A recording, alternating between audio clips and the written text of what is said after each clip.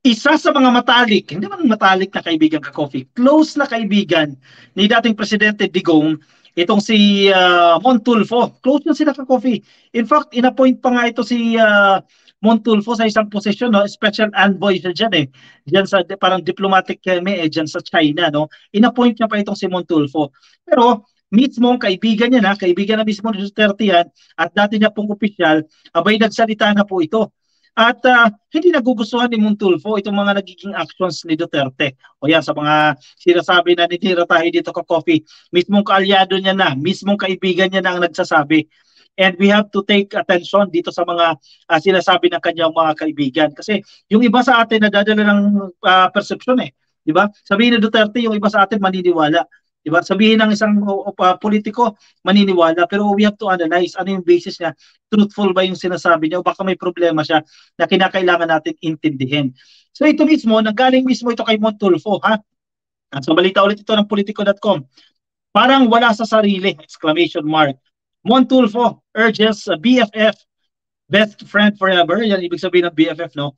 BFF Rodi Duterte, stop using fentanyl. Yan, payo mismo yan ng kanyang kaibigan. Itigil na po yung paggamit ng fentanyl. Bagamat legal yan, sabi ni Harry Roque, legal yan, correct, legal naman yan.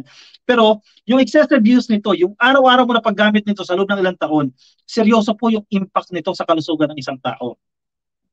Veteran journalist Ramon Tulfo believes it's high time for his close friend, former President Duterte, to stop using fentanyl because it's supposedly messing up his mind. O, biruin nyo, ano sasabihin nyo ngayon kay Montulfo? Kakampi ni Duterte mismo yan na nagsasalita. Sumisira ito sa pag-iisip ni Duterte, sabi ni Tulfo. On its January 31 column, para sa tabloid po na Abante, Tulfo said Duterte's tirade against President Ferdinand Marcos Jr. during the January 28 rally dyan po sa Davao City showed he is no longer thinking properly. O, biruin mo ha. Dahil sa sinabi na ito ng mga di Duterte, actually, hindi lang siya nagsasabi nito ni Tulfo, no? He's no longer thinking properly. So, anong kailangan natin dito? Understanding. Bigyan natin ng pangunawa. Yun ba yun? Unawain natin si Duterte sa mga sinasabi niya. Ibig sabihin, wag natin paniwalaan yung kung ano-ano yung mga sinasabi niya. Dahil sabi mismo ni Tulfo, he is no longer thinking properly. Hindi na siya nakakapag-isip ng maayos. Duterte accused Marcos in an expletive-laden speech of using illegal drugs and plotting to perpetuate him in power by having his allies in Congress pursue charter change. Tulfo said Duterte had been open about using fentanyl. Correct. May speech siya, may isa pong event na inamin niya na gumagamit siya ng fentanyl at in fact, no, ito lang yung recommended na dosage, ito lang, ganito lang karami yung gagamitin mo, ginamit niya ng buo, di ba? At pinagalitan nga siya ng kanyang doktor. May video recordings yan. Ito po ay isang powerful painkiller to numb the pain he feels as a result of a motorcycle accident years ago. Sabi niya naman, to be fair naman kay Duterte, sinabi niya na itinigil niya na. Diba? Sinabi niya yan, itinigil niya na yung paggamit dito eh. Pero, totoo ba na itinigil niya? Diba? Mamaya, paano kung tuloy-tuloy yan? 5 taon, 6 na taon ginamit niya yan. Imagine yung impact nito sa kalusugan niya. Di pa naman dumating sa puntong nagkikilo zombie si Digong. Pero, marami ng beses na siya ay nagrarambol o paulit-ulit ang pinagsasasabi na walang katuturan. He observed. Si Tulfo nagsasabi niyan mismo, kaibigan niya mismo nagsasabi niyan. Ina-analyze yung mga speeches nito, nagra-rumble at paulit-ulit yung sinasabi. And hindi na siya consistent, di ba? Nasisira yung nagawa niya. Kung definitely meron naman siyang nagawa sa loob ng 6 na taon. Nasisira dahil sa pinagkagagawa niya. Tama yung sinasabi ni Bato eh, nadi-discredit eh. Yung ginawa ng mga Duterte dahil sa mga recent actions niya. You will be judged based on your recent doings, di ba? Napakinggan ko ang talumpati ni Digong noong linggo ng gabi sa Davao City, parang wala nga si Digong sa sarili. Sabi ni Tulfo mismo yan ha, kaibigan niya mismo yan. Ano pa yung hindi na kaibigan? Diba? Tulfo expressed hope that Duterte's doctor would order him to stop using fentanyl because he is supposedly no longer in the right state of mind. Nakakaawa din kahit paano ka Coffee. Nakakalungkot din na dinanas ito ni Duterte. Diba? Ang problema din, marami pa rin po itong mga supporters, marami pa rin po itong mga followers na naniniwala sa sinasabi niya. Pag sinabing gumagamit ng coke, paniniwalaan naman, di ba? Kahit walang batayan, walang matibay na ebidensya, paniniwalaan. Yun ang problema eh, di ba? Unfair din kay PBBM yan. So ano to? Ano dapat natin gawin dito? Unawain na lang? O ibig sabihin kapag may sinabi si Duterte, let's assume na hindi na to totoo. Dahil wala na siya sa tamang pag-iisip, sabi ni Tulfo, di ba? dahil sa nasobrang sa fentanyl. Emily G, dapat di na pinagsasalita yan kasi ang mga TNG ay naniniwala gugulo ang bansa. Yun yung parang nagiging ano eh, yun yung parang nagiging nangyayari ngayon eh. Parang sirain ang Pilipinas, di ba? Pagkaguluhin ang Pilipinas. Pero may mga banta niya, di ba? Kakausapin niya ang militar, kakausapin ng mga PNP na ganyan. Ano ba? Kudita na ang labas ito?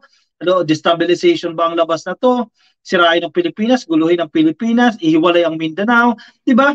Ano yung mga possible impact niya sa ekonomiya ng Pilipinas? Hindi bagsak yung ekonomiya natin once na nagkatotoo o once na pinatulan itong mga proposal ni Duterte. Marjo Senomar, good evening po dyan sa Pinas watching from Toronto, dyan po sa Canada. Hello po sa inyo. Kay Eloids, please like po tayo. Thank you, thank you. Kay Mira Guy, hello ka coffee.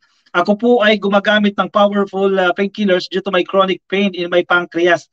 Hindi po ako nawala sa sarili at kaya ko pang mag-work sa house, sabi ni Ma'am Mira Guy. Case to case basis, ma'am, no?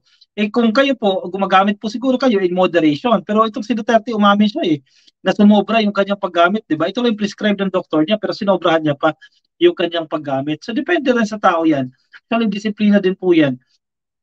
Sar Dalida, nako, kakof na karma na Davao, binaha kasi minura niya ang Diyos at sa rally niya. Sana hindi naman yun yung dahilan, ka-coffee, kasi unfair din sa ilang mga residente dyan ng Davao, no, na sila ay magsasuffer kung ano man po yan. Isidro Madrid, ka-coffee, sino ba naman taong matino ang pag-iisipan na kakampi kay Boy Pentanil? Kung naniniwala ka kay Boy F, mas bangag daw po sa kanya. Sino si Boy F? Hindi ko kilala si Boy F. Ha? Ali Calzado Lazo, ayan, gusto ko ka-coffee, very cool lang, smooth ang pag-analyze ng mga issues, smooth talaga makikita ang pagiging ano to, brilliant siguro at smart ni ka-coffee, kaya idol kita sir. Ali, thank you sa compliment, maraming salamat. Cosme Panggayan, hindi lang fentanyl, ay marijuana daw. Pa inamin niya mismo. Siguro pwedeng noon, no? Pero ano bang dapat natin gawin dito? Understanding na lang siguro. Sige, ganoon na lang siguro ka-coffee, no? Dahil mga kaibigan niya na mismo ka-coffee, kaunting understanding pa tayo. So let's assume na lang ng mga sinasabi niya, pasok dito, labas sa kabilang tenga. Ganoon na lang siguro, labas-pasok na lang ka-coffee yung sasabihin niya. In short, wag na magpaka-apekto sa mga pinagsasasabi ni Duterte. Kasi baka magkagulo-gulo ang Pilipinas kung paniniwalaan natin mga gusto niyang sabihin. Kay Jennifer Tagulaw, hello po sa inyo. Problema sa mga Pinoy, panatiko.